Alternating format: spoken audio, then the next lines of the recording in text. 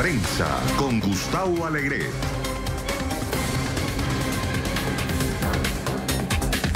Estados Unidos veta los vuelos de Boeing 737 MAX 8.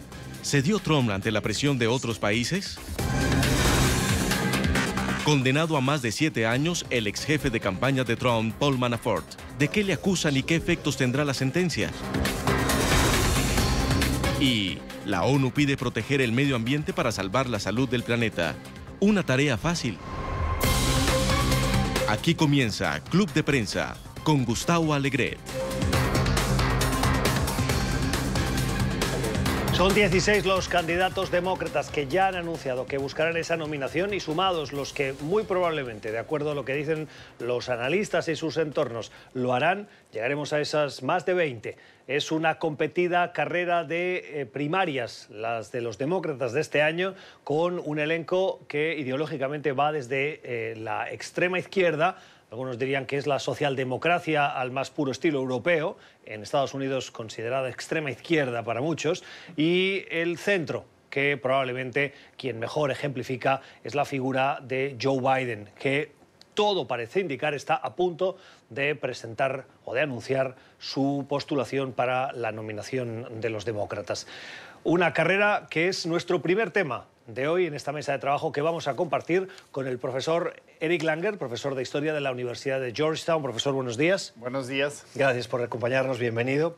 Con José López Zamorano, periodista mexicano. Pepe, ¿cómo estás? Buenos días. ¿Qué tal? Buenos días. Y con Ricardo Mir de Francia, corresponsal de El Periódico. Gracias, Ricardo, por estar con nosotros. Buenos días. Ricardo, me puntualizabas que me pasé diciendo más de 20, sumado con los que se espera, con los 16 ya confirmados, en cualquier caso superan las expectativas de lo que muchos decían en el anterior periodo de primarias, que los republicanos tenían 16 o 17 con Donald Trump y que acabó ganando Trump. La carrera de los demócratas se presenta concurrida.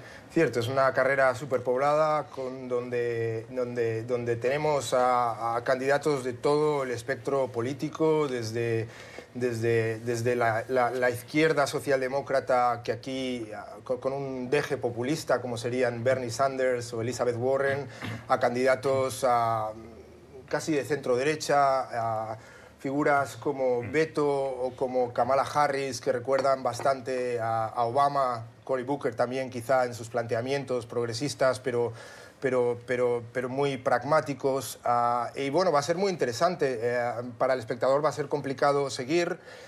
Yo creo que para ellos es esencial hacerse un hueco en las encuestas cuanto antes, porque si recordamos lo que pasó en 2016, había tanta gente que los debates se tuvieron que partir. Había un primer debate en hora de prime time, donde participaban 10 candidatos, los candidatos mejor posicionados en las encuestas, y luego el resto iba a los minutos de la basura, digamos, se hacía en horario anterior, y esa gente prácticamente no tuvo ninguna audiencia, esos debates tuvieron muy poca audiencia, y los candidatos que entraron en ese segundo debate, pues si recuerdo bien, ninguno de ellos llegó a dar prácticamente el salto a los 10 candidatos con opciones para la carrera. Y el criterio para la selección de esos espacios era precisamente la intención en las encuestas, lo que decían las encuestas. Sí, correcto. Por eso yo creo que va a ser muy importante estos meses para todos hacer campaña intensamente para poder posicionarse, para darse a conocer, porque deberíamos tener en cuenta que muchos de ellos son auténticos desconocidos para la gran mayoría del público. Si nos fijamos ahora en las encuestas, el ganador, digamos, el que está más arriba es Joe Biden, con una ventaja bastante abismal. El segundo sería Bernie Sanders. Y yo creo que es fundamentalmente porque todo el mundo conoce a Joe Biden. Es de los pocos que tienen reconocimiento popular a estas alturas, no es porque tenga esa verdadera intención de voto.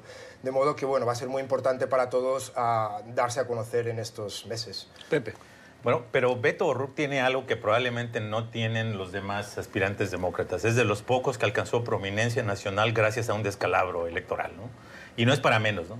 Porque en el republicano estado de Texas, llegarle a 3 puntos de distancia al conservador Ted Cruz y a pesar de ello considerarse como una gran figura. De hecho, fue esa derrota lo que lo proyectó, ¿no? Porque si bien era cierto, todos conocíamos de sus habilidades políticas, de su carrera, el que se pusiera Beto, ¿no? A pesar de ser de origen irlandés, etcétera. Pero el hecho de que realmente hiciera una carrera tan competitiva que por algunos momentos, y de acuerdo a la volatilidad de las encuestas, mucha gente pensó que tenía posibilidades. Y Donald Trump tuvo que salir en rescate de Ted Cruz. A rescatar a Ted Cruz, que yo no sé cómo Ted Cruz, después de lo que Donald Trump dijo de la esposa, aceptó ese endoso, pero bueno, en todo caso, esto es lo que explica un poco qué es Beto O'Rourke. Es una figura muy carismática, es una figura que atrae a muchas personas, trasciende las edades, las categorías políticas, trasciende los géneros. Ahorita lo vimos en su primer acto de campaña en Iowa, hablando en contra de la política de separación familiar de Donald Trump en la frontera, que tú dirías, bueno, no es un tema necesariamente para el estado de Iowa. Esto lo muestra nuevamente como un candidato no convencional que es capaz de atraer mucho voto de las minorías. Ya sabemos que las minorías son de alguna manera tradicionalmente demócratas, pero el hecho de que, por ejemplo, en su carrera en Texas haya logrado el 64% del voto hispano contra un candidato, entre comillas, hispano, lo digo entre comillas porque Ted Cruz no habla español muy bien, ¿no? Creo que habla mejor español. Cubano, ¿no? Bueno, no. Cubano, canadiense, ¿no? Así que, pero algunos dicen la figura de Beto O'Rourke puede ser muy interesante en los movimientos que hay de estados que antes se daban como sólidos para demócratas o para republicanos. La última vez que el estado de Texas votó demócrata en unas presidenciales fue con Jimmy Carter en el 76. Bill Clinton llegó a la Casa Blanca y también consiguió un buen resultado, si bien perdió Texas, pero con la figura de Beto O'Rourke en esta carrera a las primarias sería interesante porque podría darle la vuelta al color de Texas, que es un estado con un peso importante dentro del colegio electoral, cuando, por ejemplo, en la última carrera presidencial o elecciones, los estados del cinturón del óxido, que eran demócratas, se volvieron republicanos. O sea, las cosas realmente sí están cambiando en el panorama político estadounidense. Sí, y en ese sentido me parece muy interesante porque Beto tendría la capacidad, por ejemplo, de atraer al electorado no tradicionalmente demócrata o que estaba en duda en la elección pasada y que de alguna manera podría ser decisivo en esos llamados estados columpio. Por ejemplo, Florida, ¿no? Si un Beto O'Rourke pudiera ganar Florida, por ejemplo, ¿no? O otra figura demócrata importante, Kamala Harris, ¿no? Que ya sabemos tiene mucho peso en el oeste, en California, en Nueva York, pero un estado realmente columpio como Florida podría ser la definición de la elección presidencial o incluso el propio estado de Texas. Sí, además, Donald Trump ha hecho un gran trabajo cautivando y conservando ese voto conservador de Florida. Yo no, aquí hago especulación pura y dura, pero me parece que el estado de Florida, la próxima elección, con las políticas de Trump con Venezuela, con Cuba, me parece que lo tiene... Pero no debes de olvidar, por ejemplo, que hay un importante éxodo o desplazamiento más propiamente de puertorriqueños a la zona central del estado y una gran proporción de la comunidad puertorriqueña, que tradicionalmente era demócrata, está muy molesto con el presidente y con la Casa Blanca por la manera en que fue tratado Puerto Rico durante los huracanes. Así que ese es un factor también que hay que considerar como contrapeso. Sí, sin duda será un estado bisagra o continuará siendo. Profesor. No, me encanta, bueno, creo que en esta mesa soy el único que va a votar de verdad acá, no sé si ustedes... Y eso nos hace menos propensos a poder opinar con criterio. Más bien, pero yo soy aquí el influencer, ¿no? Porque, no, estoy bromeando. No, la cosa es que yo como votante veo a una manada de candidatos ahora. Entonces, muy difícil ver. Obviamente, Beto O'Rourke se distingue por ser carismático, bien visto. Yo creo que tiene él es más del centro, como se define acá, y eso más bien favorece, porque el gran problema que han tenido los demócratas es arrasan en los estados de las costas, pero no en el centro del país. Y me parece que Beto O'Rourke tendría la posibilidad de conseguir más votos en el centro del país y eso va a ser muy importante porque los demócratas están jalando un poco a la izquierda, entonces eso, pero quién sabe, son tantos en ese momento, entonces, hay grupos, ¿no? Son las mujeres, los hombres jóvenes, los hombres ya mayores, hay los más de izquierda, más de derecha, más de centro, wow, hay de todo.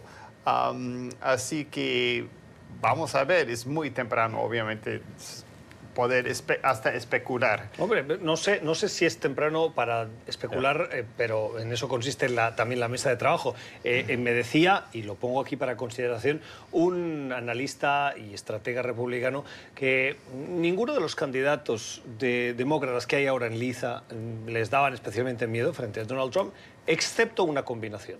Joe Biden con un vicepresidente Beto O'Rourke. Ese sería el único que les podría dar un cierto miedo a una candidatura de reelección del presidente Trump. La candidatura irlandesa, ¿no? La gente Blanca, católica. Sí. Quiero decir. En realidad no me parece, porque primero son dos hombres y hay muchas mujeres. Los hombres blancos. Y los hombres blancos, sí, y en ese sentido. Y eso creo que dice el republicano justamente para así.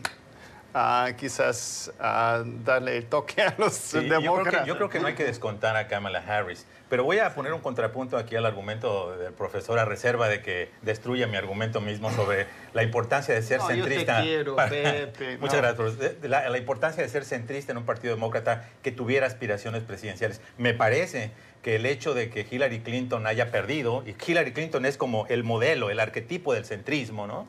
Me parece que eso muestra justamente que probablemente un candidato con ideas mucho más progresistas, mucho más de avanzada, mucho más a la izquierda, tal como se definen geométricamente aquí en Estados Unidos, tiene más posibilidades, porque precisamente los estados que le dieron finalmente la decisión de las elecciones de 2016 fueron estados donde importaban mucho estas posiciones más en contra del libre comercio, en Michigan, Ohio, etcétera. Entonces me parece que esta ambigüedad que siempre manejó Hillary Clinton, el hecho de que no tuviera una posición muy definida en esos temas, que cambiara al estilo de su marido Bill Clinton, creo que de ahí vino el contagio, creo que me hace más probable en este momento que un candidato más hacia la izquierda, en las líneas que ya marcó Bernie Sanders, la idea de volcarse para temas de programas sociales, la idea de Medicare para todos, universidad pública gratuita, etcétera, ¿no? Creo que esa es una fórmula ganadora, como está mostrando, por ejemplo, lo que hicieron en Virginia, lo que hicieron en Alabama, donde estas grassroots movement, movimientos de base, de donde se alentó al voto afroamericano, incluso en proporciones mayores que cuando la elección de Obama hizo justamente una fórmula ganadora. Me da la impresión que esa fórmula podría intentarse y reproducirse a nivel nacional. La cuestión, de todas maneras, es que si nos fijamos, las políticas de Bernie ya han sido adoptadas por prácticamente todo el espectro de candidatos demócratas, ¿no? Ya no se distingue, ¿no? Todo el mundo habla de un Medicare para todos, todo el mundo habla de una estrategia muy firme para luchar contra el cambio climático, de modo que, bueno, Bernie ha perdido esa novedad. Yo creo que hace 2 años Bernie, o 3 pero años... no sus ideas. No sus ideas, pero bueno, han sido abrazadas por el resto del partido, de modo que pierde esa singularidad de algún modo, ¿no? Va a ser muy interesante ver realmente hacia dónde bascula el alma del Partido Demócrata, ¿no? Y después de estas últimas midterms, ¿no? Donde vimos que las mujeres fueron el motor del cambio, ¿no? El motor que sirvió para recuperar parte del Congreso, ¿no? Y vamos a ver si la población, si el electorado demócrata está por una transformación fuerte del país o está un poco por seguir business as usual, ¿no? Que yo creo que es lo que representan candidatos como Joe Biden o hasta cierto punto Beto O'Rourke. Me parece que para los demócratas el voto más importante es de las mujeres. Y él o ella que gane los votos de las mujeres tiene la posibilidad de ser él o la precandidata para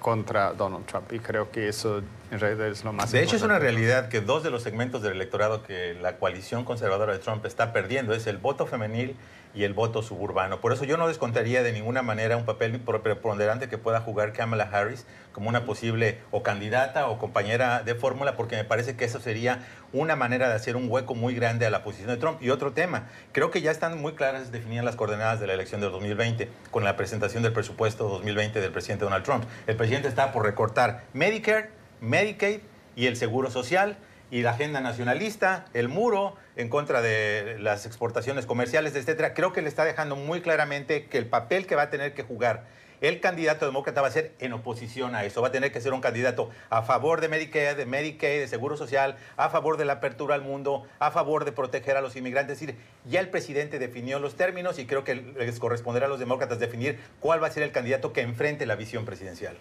9:46 de la mañana en Bogotá, Lima, Quito, 10:46 en la costa este de Estados Unidos. Ya son 42 los países que han decidido no permitir volar en sus espacios aéreos el ya famoso Boeing 737 MAX 8.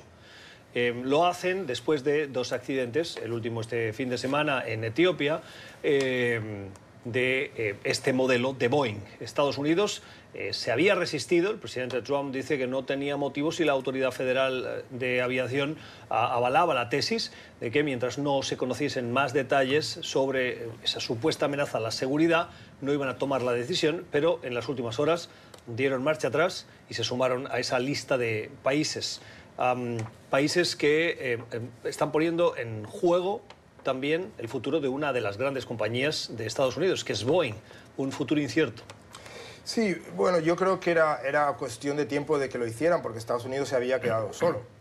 Muchos, como dices, más de 40 países han cerrado su espacio aéreo a este tipo de aviones de Boeing, de modo que había ya un problema de base, y es que, bueno, ¿a dónde vamos a volar si la mayoría de destinos están cerrados para estos aviones?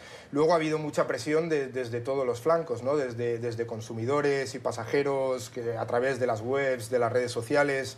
En el Congreso había una creciente oposición a la postura adoptada por la administración, cada vez más vocal, diciendo que lo que había que hacer era priorizar la seguridad de los pasajeros. Y bueno, pues yo creo que también la clave fue la postura canadiense. Si recordamos, a Estados Unidos anunció muy poco después de que Canadá cerrara también su espacio aéreo. De hecho, se coordinaron las dos autoridades aéreas. Parece ser, y bueno, los estadounidenses han alegado los mismos motivos que sus colegas canadienses. Han dicho que al examinar la trayectoria del avión siniestrado en Etiopía, con las imágenes por satélite, pues detectaron similitudes o problemas muy parecidos al que se estrelló en Indonesia, y esa ha sido la razón esgrimida para suspender los vuelos.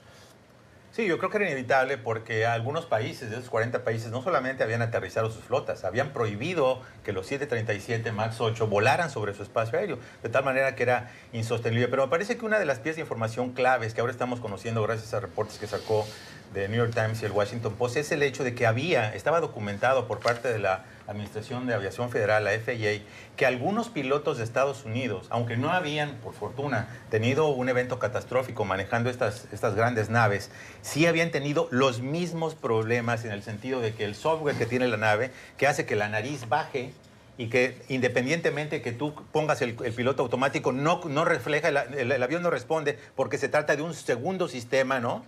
Creo que de alguna manera fue muy importante para eso, porque era un accidente a punto de ciernes, ¿no? Porque evidentemente cuando un piloto describe circunstancias similares a las que ocurren de 2 accidentes en ILA, cuando hay estas similitudes en los accidentes, obviamente se tiene que tomar cartas en el asunto. Qué bueno que el excepcionalismo estadounidense no incluye la seguridad aérea, porque de lo contrario seguiríamos con los 737 volando, pero qué importante es que se aprendan las lecciones de esos accidentes, lamentablemente, pero es la manera de mejorar la seguridad aérea.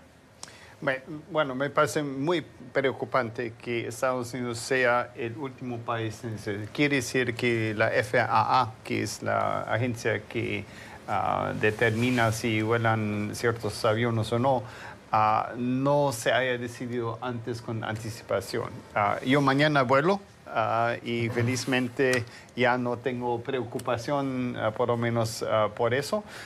Pero me parece algo inusitado y lastimosamente creo que eso tenga que ver con la actitud de esta administración presidencial también, que, no, eso de las regulaciones, eso está mal, está en contra del crecimiento económico y todo eso, y felizmente han tomado conciencia que sí parece que es un problema del software, entonces tienen que hacer un patch, como se llama así, un ajuste, y todavía están trabajando en eso y lo han hecho en los aviones de American, pero no lo habían hecho todavía en United o en Southwest, que son esas 2 compañías.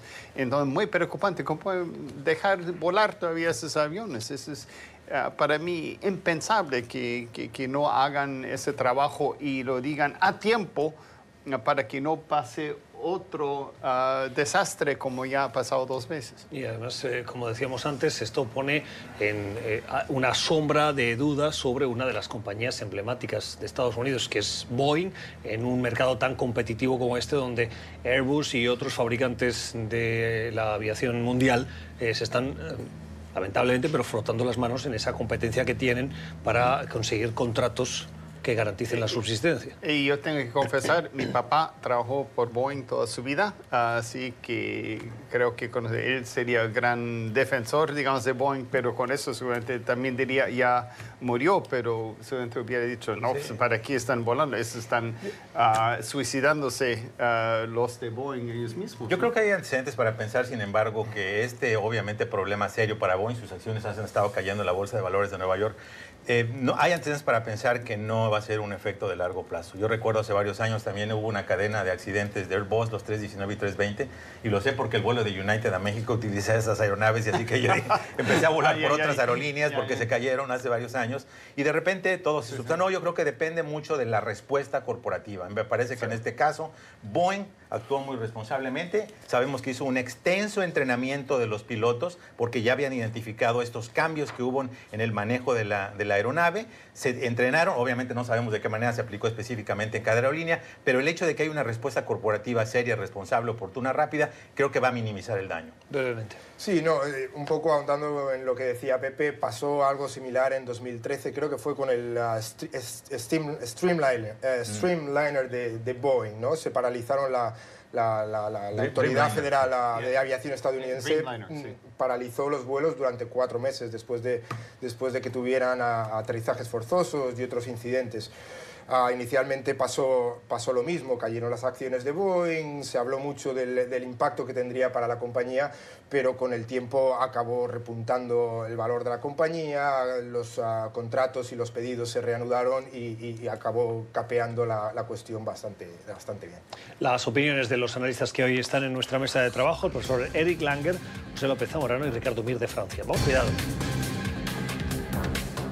2 novedades que se están produciendo ahora mismo en el Congreso, en el Capitolio de los Estados Unidos. Una votación en la Cámara Baja, la Cámara de Representantes, 400 votos a favor y 0 votos en contra a favor de solicitar que el informe de Robert Mueller sobre la presunta injerencia rusa en las elecciones del 2016 sea público. Es una petición. La última decisión no la tiene la Cámara, la tiene el presidente y probablemente el fiscal general, pero la claridad meridiana de esa votación, 0 votos en contra, 420 a favor, deja claro cuál es la posición de demócratas, lo sabíamos hasta aquí, pero también de los republicanos, 420.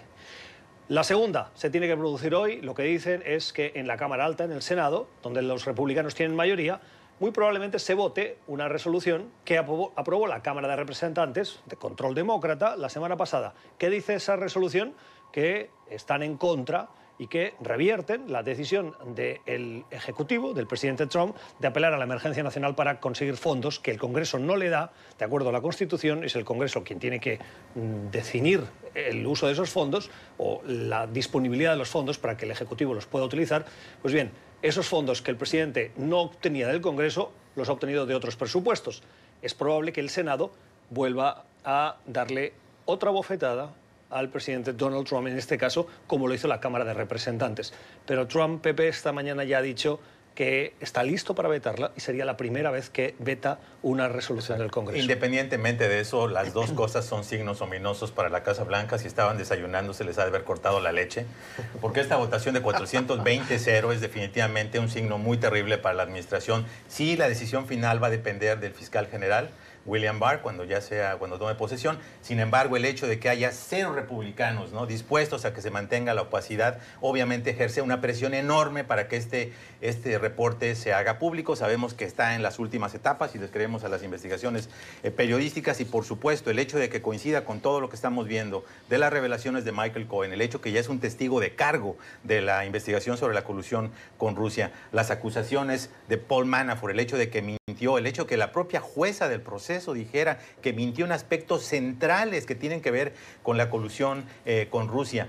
Es un signo ominoso también porque si recordamos el caso de Richard Nixon, cuando tuvo sus principales problemas antes del juicio de destitución, que finalmente no ocurrió, fue precisamente porque se le empezaron a voltear los republicanos en el Congreso. Cuando ellos le empezaron a dar la espalda al presidente, el presidente sabía que no tenía el peso político suficiente como para poder evitar un desenlace que evidentemente quiso cortar. Ese es en el tema de la votación. En el segundo tema también es un signo muy ominoso para la Casa Blanca, porque obviamente la Cámara de Representantes ya votó por rechazar la declaratoria de emergencia. Los republicanos del Senado parece que recuperaron la cordura. Estuve hace unos días justamente en el Senado cubriendo un tema relacionado con este asunto y está muy claro que no hay un consenso entre ellos de permitirle al presidente que se exceda en sus atribuciones presidenciales, que específicamente le robe al Congreso esta facultad que tiene de determinar el uso de los recursos públicos. Ahora, los republicanos no necesariamente quieren decir con este voto de castigo que están en contra del muro,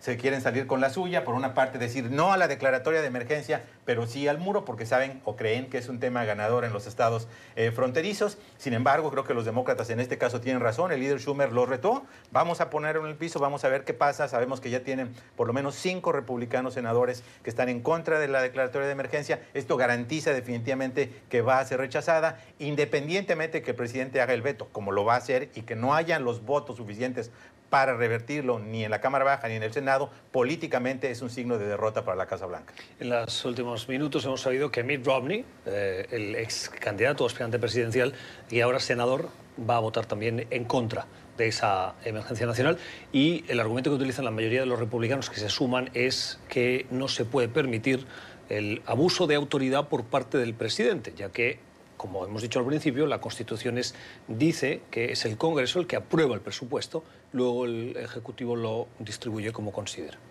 Sí, me parece que justamente, bueno, el Congreso se está poniendo los pantalones, no sé si se puede decir eso. ya Pero lo ha dicho, ya lo ha dicho. Ya es muy tarde, ¿no?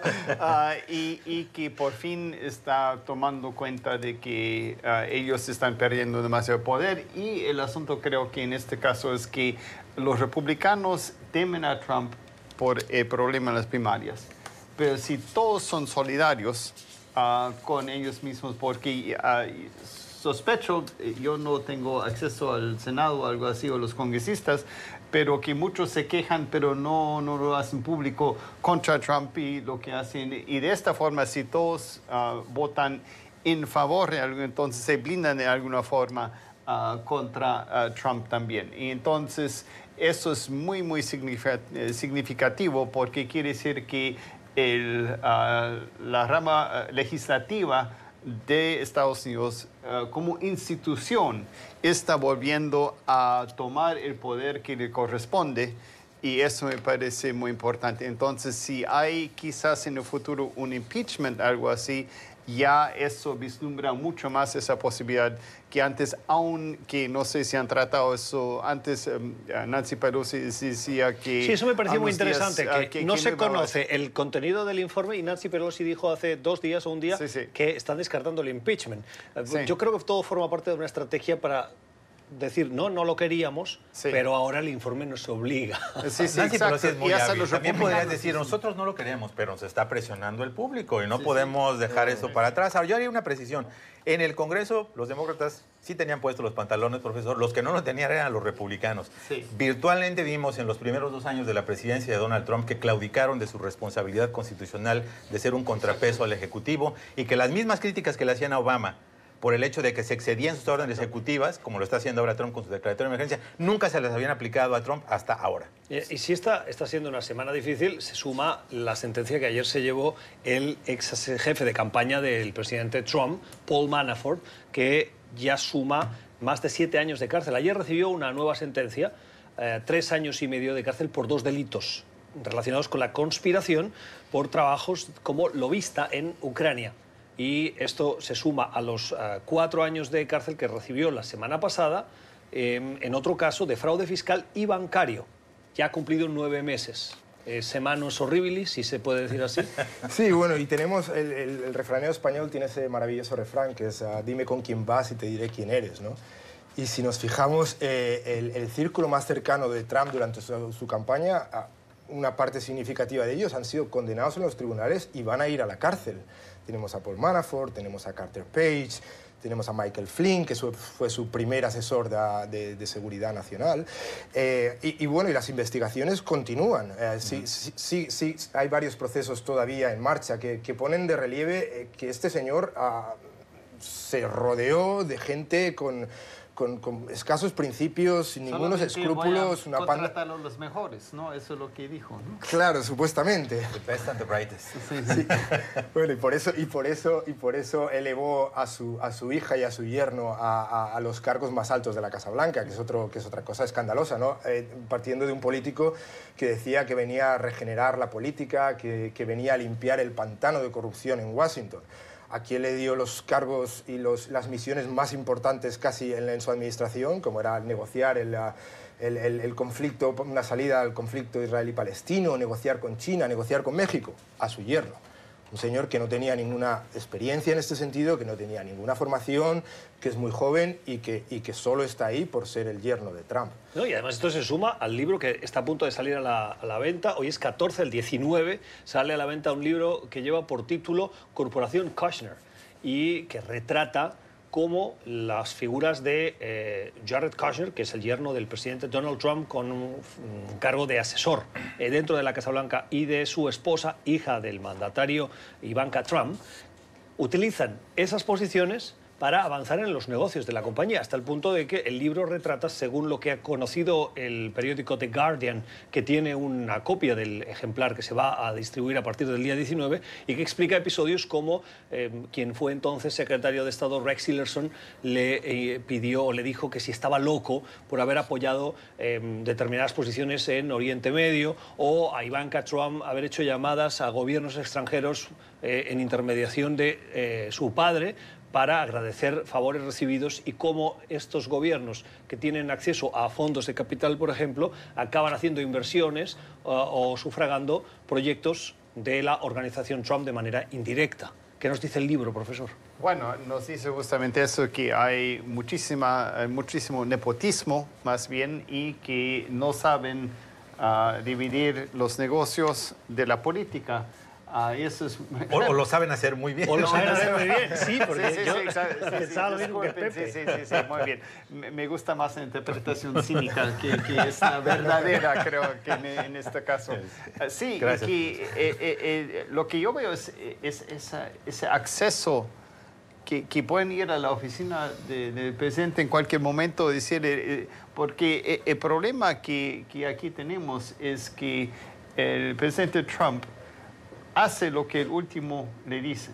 ¿Y quién es el último que le dice cosas? Es, por ejemplo, Kushner o su hija, que la quiere mucho. Eso es verdad y eso es, creo, al final bueno. Pero lo que sí en el problema, por ejemplo, con Arabia Saudita y Qatar, que se volcó directamente hacia Arabia Saudita cuando en Qatar tiene Estados Unidos la base naval más importante en el Medio Oriente.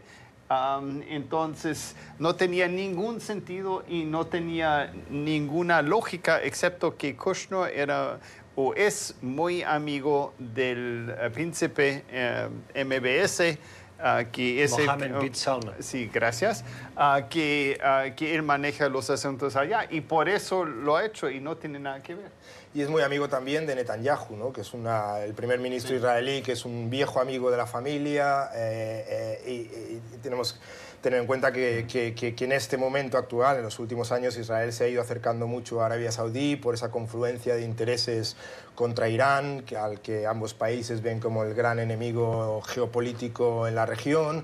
Y bueno, vemos que al final las políticas de la Casa Blanca muy a menudo no tienen que ver con el interés nacional de Estados Unidos, con la lógica de lo que más interesante sería para el país, sino un poco en las obsesiones, en las inclinaciones de determinadas figuras dentro de la administración como Jared Kushner, ¿no? Que además tiene vínculos económicos muy potentes con gente del Golfo, con gente en Israel, que ha financiado algunos de sus proyectos inmobiliarios en Manhattan. Bueno, yo lo que no sé si es justo que se llame el libro Kushner Inc. o se llame White House Inc., porque esta Casa Blanca en particular, esta administración, se ha mostrado como un modelo de conflicto de intereses. Y no solamente en este momento, desde la campaña presidencial, ya lo dijo Cohen, Trump veía su campaña presidencial como el mayor infomercial de la historia, no el mayor comercial. Vemos que el presidente personalmente se ha beneficiado del hecho de estar en la Casa Blanca, nunca se distanció formal y legalmente de la organización Trump. Su hotel aquí en Washington sigue atrayendo capital, por ejemplo, de gobiernos extranjeros que probablemente lo están utilizando. No utilizando. solo de gobiernos, compañías, por ejemplo, como T-Mobile y Sprint, que están en un proceso de fusión. Denunciaba el otro día, no sé si era el Washington Post, la cantidad de noches que sus ejecutivos han gastado en Washington con la excusa de que tienen que venir a hacer sus cuestiones de negocio y explicar el proceso de fusión. Y el hotel escogido es el Hotel Trump. Y sabemos que hay varias investigaciones en curso en varias fiscalías del Estado sobre la posibilidad de que se esté violando la cláusula de emolumentos de la Constitución. Entonces, regresando al refranero, también hay un refranero mexicano que dice, no tiene la culpa el amigo, sino el que lo hace compadre. Entonces, yo me pregunto, ¿no?, si realmente esto no fue todo un plan concertado para apuntalar los negocios de la familia. Sabemos que la familia Kushner tiene serios problemas con el edificio inmobiliario que compraron en Nueva York, el 666 de la Quinta Avenida, que fue una inversión desastrosa. Después fue financiado por compañías, bancos privados de Qatar, etcétera. Y otros, no sabemos cuánto más, porque justamente ha habido una gran opacidad. No sabemos todavía la realidad del proyecto inmobiliario que había para construir la torre Trump en Moscú, por ejemplo. Entonces, obviamente todo esto justifica el hecho que haya investigaciones. Y retomando brevemente lo que preguntaste de Manafort, solamente comentar, es decir, aún cuando Manafort tenga esta condena y aún cuando el presidente lo perdone, ya sabemos que la Fiscalía de Nueva York muy probablemente lo pondría en prisión o por lo menos en un proceso por los mismos cargos, pero a nivel estatal, por lo cual sería inmune a un efecto del veto o del perdón presidencial. Muy breve, profesor. Yo quiero volver al tema anterior, los 420 contra 0 en términos de impeachment. Aquí hay unos cargos más que se van a agregar.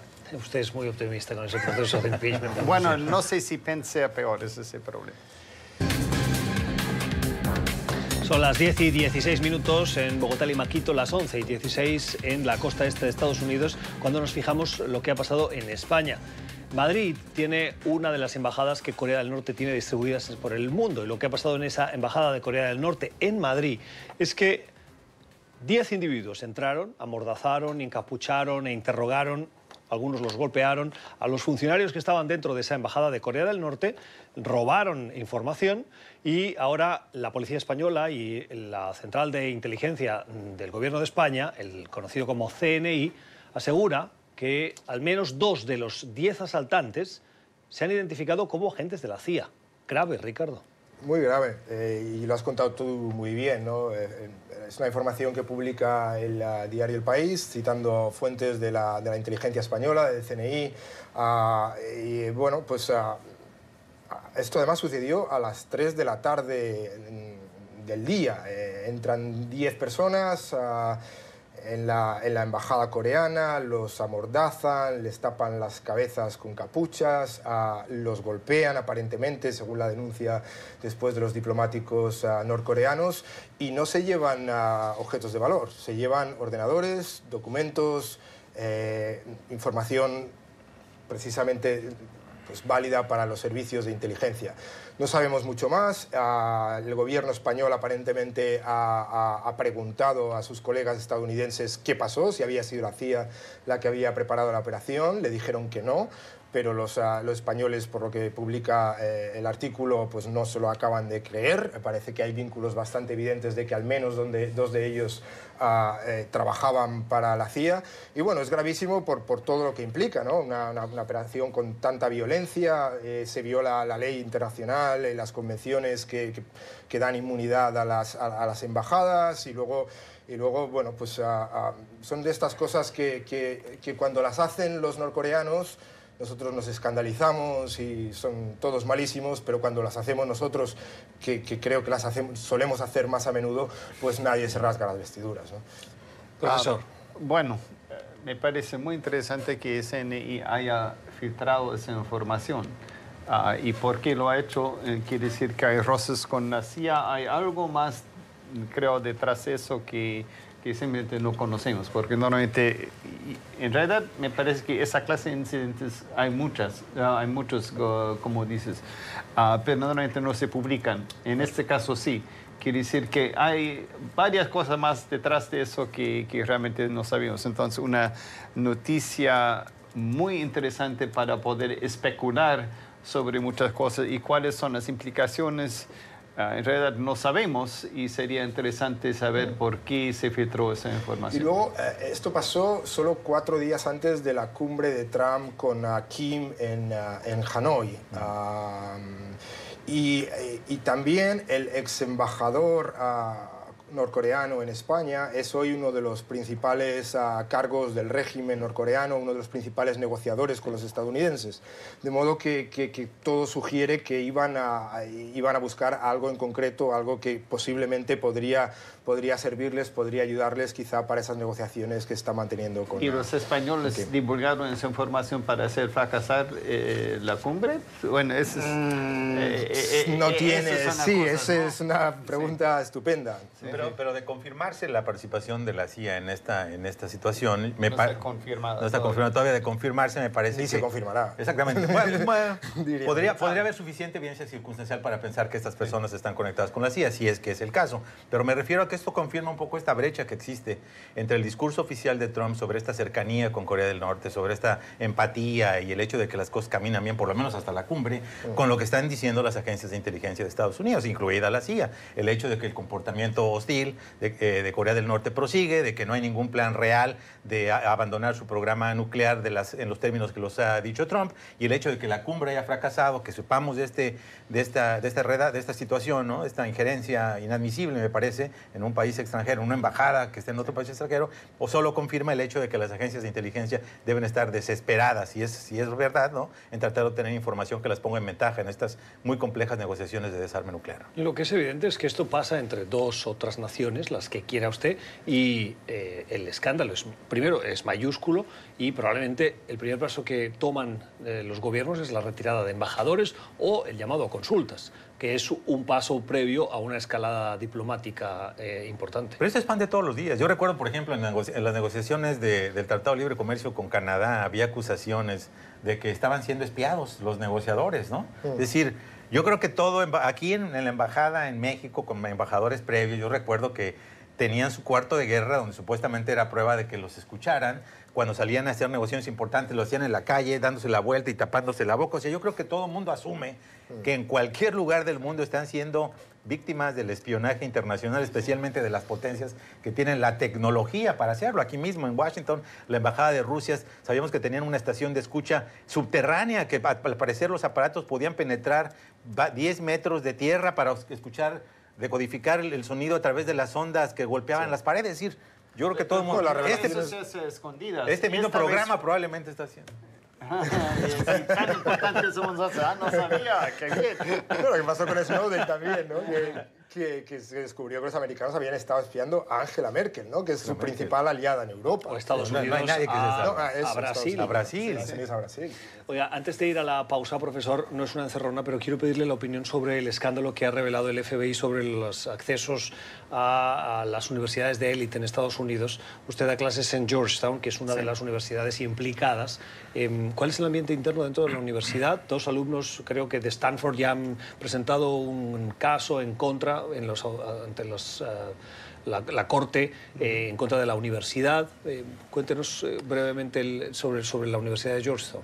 Bueno, en realidad yo he tenido clases con los de pregrado, después de posgrado ayer, y todos estamos muy consternados. ¿Cómo puede pasar algo así? Y justamente los estudiantes están especulando, bueno, esa gente que ha entrado sin los méritos, que si debería estar allá, si no son culpables o no, si hay que sacarlos, pero es un tema de discusión que hemos hecho en todas las clases, y yo no soy el único, seguramente en las otras clases también. Eso es simplemente inaceptable que haya algo así. Y que le da duro a uno de los ejes fundamentales, de los principios del funcionamiento de Estados Unidos, que es el de la meritocracia. La supuesta meritocracia. Supuesta meritocracia. Bueno, sí. Pausa y regresamos. Al volver hablamos del 6º informe, 6º llamado de atención de Naciones Unidas sobre el cambio climático. Los anteriores, los otros 5, no han sido muy escuchados. Minuto para terminar el programa y para pedirles una opinión sobre ese sexto informe llamado la atención de Naciones Unidas, Ricardo, que pide cambios sin precedentes para evitar la catástrofe medioambiental del planeta. Sí. Palabras grandilocuentes que van a tener efecto.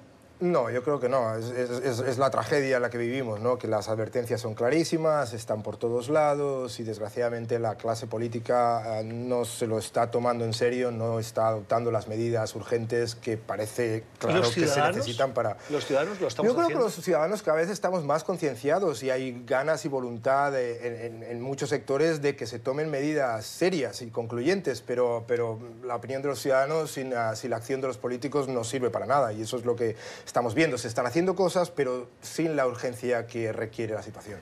Yo creo que los ciudadanos no estamos haciendo lo suficiente. Por ejemplo, las personas que vivimos en los Estados Unidos, sí, todo el mundo recicla, tiene su cajoncito azul, pero por ejemplo estamos viendo que hay una caída estrepitosa de la venta de sedanes y de carros eléctricos, por ejemplo, y que hay un repunte de la venta de las grandes camionetas, ¿no? Que consumen mucha gasolina, porque ahorita la gasolina está relativamente barata. Mientras ese comportamiento personal no se traduzca en acciones de fondo realmente para combatir el calentamiento global, yo creo que ningún gobierno va a poder hacer avances significativos.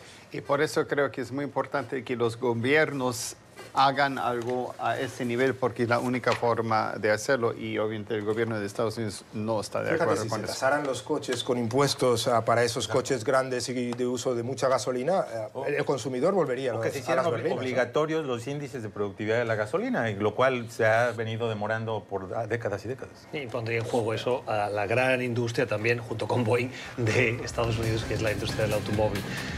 No tenemos más tiempo. Gracias, qué gusto escucharles y compartir sus puntos de vista, y a ustedes por habernos acompañado también al otro lado de la pantalla. Nosotros volvemos mañana. Gracias por la generosidad de su tiempo. Que tengan una feliz jornada.